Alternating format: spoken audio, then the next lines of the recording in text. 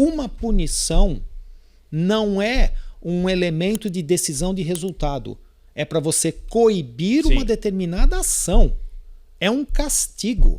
É um tapa na mão. É ajoelhar no milho. Não pode mais fazer isso. Eu ajoelhei, tá? Eu ajoelhei no milho e continuo andando. Exatamente, é uma correção. E ele tomou 10 segundos, ele não está nem aí.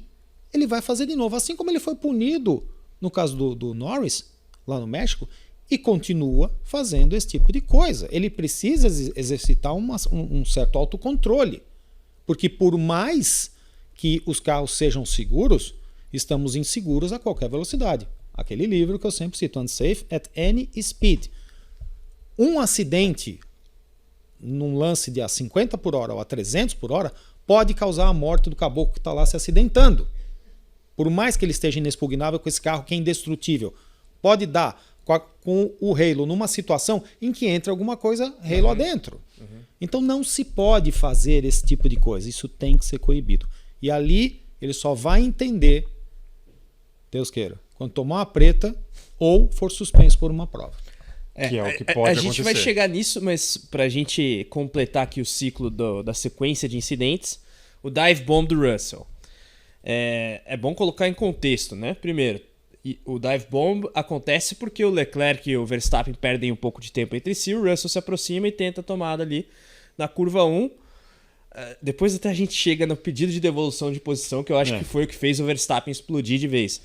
Mas ele vai numa trajetória, eu diria até normal, só que perde o controle do carro, dá uma espalhada, ainda deixa espaço na parte de fora da pista para um carro, 2 até, só que ali de fato não tinha como o Verstappen manter o carro na pista.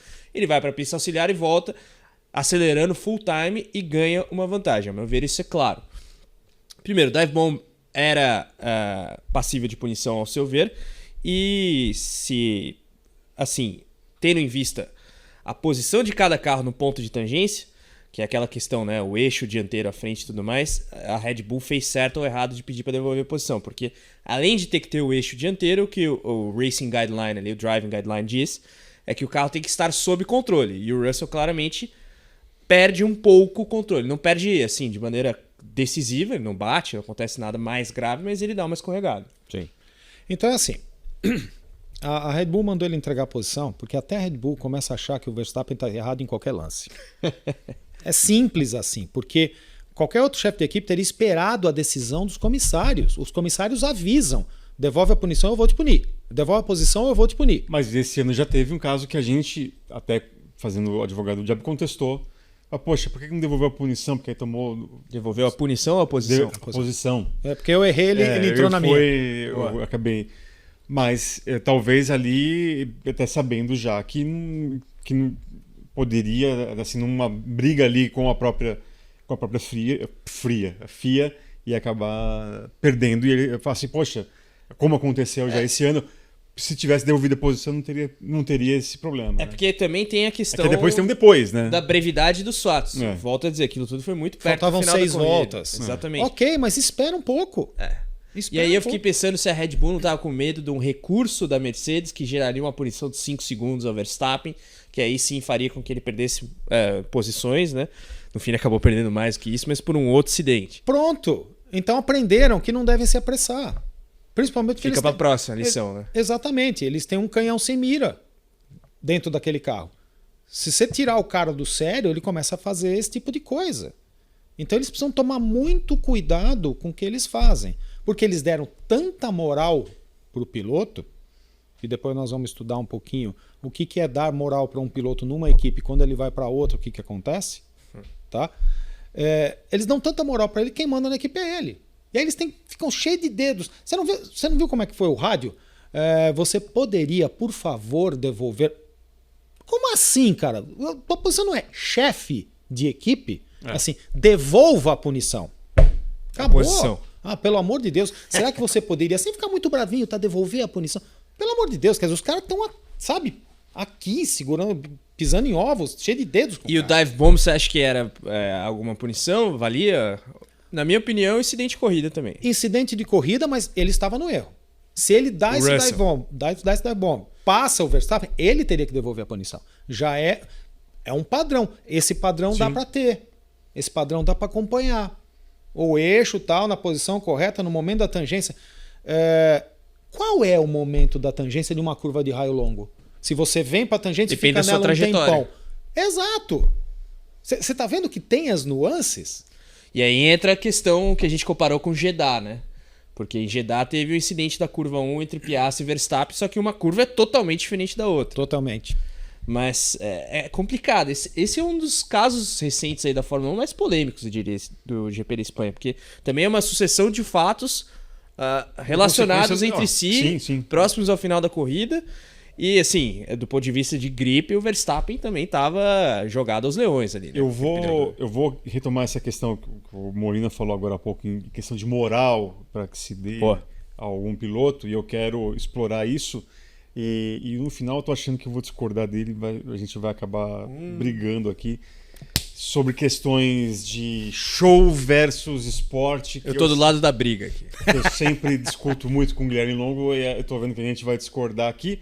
Mas antes, algo que não se pode discordar é a Mint, Carlos Costa. Porque, olha, eu estava aqui nesses dias aqui, de repente meu celular deu uma vibrada aqui, eu fui ver um alerta da Mint falando que a minha carteira foi rebalanceada.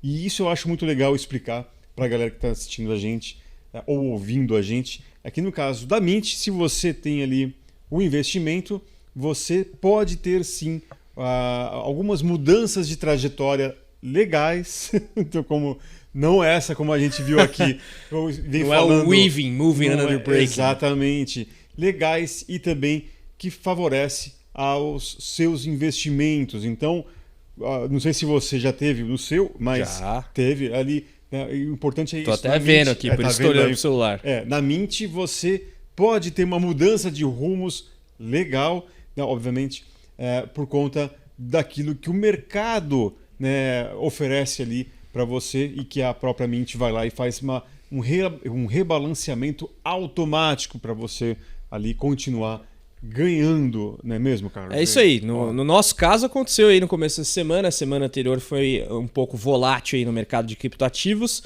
Eu tinha ganhos aí na casa de 15%, 16%, lembrando, e a galera que nos acompanha, isso aqui é 100% real. Sim. Desde o dia 29 de abril eu coloquei em um fundo ali de criptos, um valor X, cheguei ali a mais ou menos 15, 16, retrocedeu para 11, houve o rebalanceamento no início da semana, agora subiu para 13. Olha só. Então, tá aqui para quem quiser ver.